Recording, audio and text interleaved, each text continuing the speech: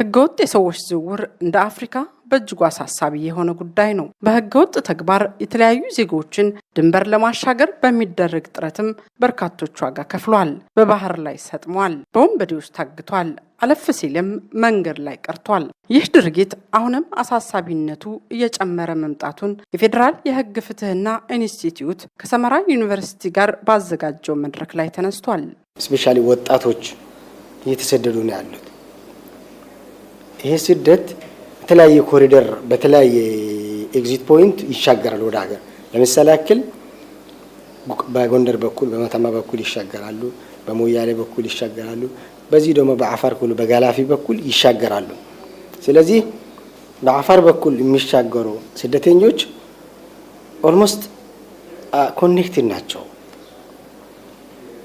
ለምሳሌ ከአማራ ክልል ኮምቦልቻ ሲነሳ ደላላ አለ፣ ጋላፊ ላይ ደላላ አለ፣ ሰመራ ላይ ደላላ። እነኚህ ደላላዎች እርስ በርሳቸው በመናበብ ያሻግራሉ። ጥናቶቹ ደግሞ የሚያመለክቱት ከጊዜ ወደ ጊዜ እየጨመረ ነው ያለው። ይሁንና ይህንን ህገወጥ ድርጊት ለመቅረፍ መንግስት ህጋዊ የስራ ስምሪት እንዲኖር ማመቻቸቱም ተነግሯል። በፌዴራል ደረጃ ስራና ክህሎት ሚኒስቴር አለ። ስራና ክህሎት ሚኒስቴር ምን ያደርጋል?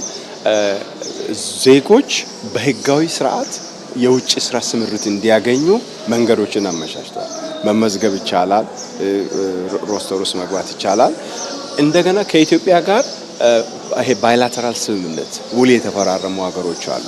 ለምሳሌ አሁን ሚድል ኢስት አካባቢ አረቡ ዓለም መሄድ የሚፈልጉ ሌላ ሀገር መሄድ የሚፈልጉ ሰዎች አገሮቹ ከኛ ጋር መጀመሪያ ውል መፈራረም አለባቸው።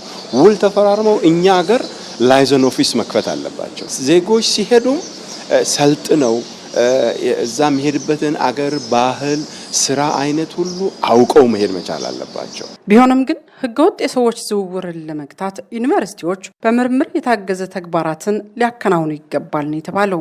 ለአገር ችግር የሚሆኑ ክሪቲካል የሚሆኑ ጉዳዮችን በምርምር አስደግፈው የፖሊሲ ግብአትን ስራ ላይ ያሉ ህጎችን መፈጸም እንዲችሉ እንቅፋት የሚሆኑ ነገሮችን ለይተው ግብአት አድርገው ማቅረብ አለባቸው። እንደዛ የሚያደርጉ ከሆነ ሙሉ ይሆናል ማለት ነው። ስለዚህ ችግሮች ሊፈቱ ይችላሉ፣ በአፈጻጸም የሚታዩ ጉድለቶችም ሊሟሉ ይችላሉ ማለት ነው።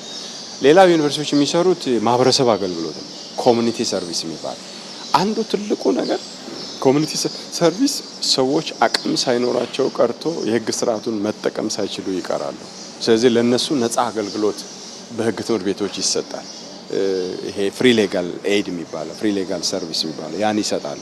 ስለዚህ ያንን አጠናክረው እንዲሰጡ በተለይ ሰዎች መብታቸውን በአግባቡ ኤክሰርሳይዝ ማድረግ እንዲችሉ ቢያረጉ። ዩኒቨርሲቲዎችም በተለያዩ ጊዜያት የሚያደርጓቸውን ጥናቶች ወደ ተግባር ሊቀየሩ እንደሚገባም ጠቁሟል።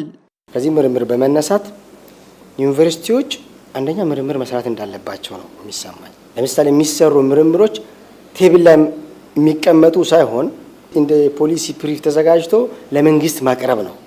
በጋራ ሆኖ ይሄ ስደት ለመከላከል መንግስት ደግሞ የኢምፕሊሜንቴሽን ስራ ማለት የማስፈጸም ስራ እንዲሰራ አማራጭ ሀሳቦች ማቅረብ ነው አንድ ግዴታው።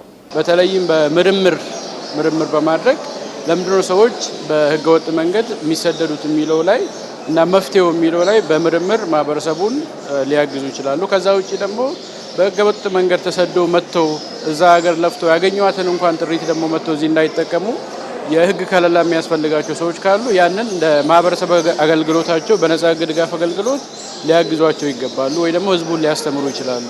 ይህንን ኃላፊነት ይጠበቅባቸዋል ሁሉም ዩኒቨርሲቲዎች።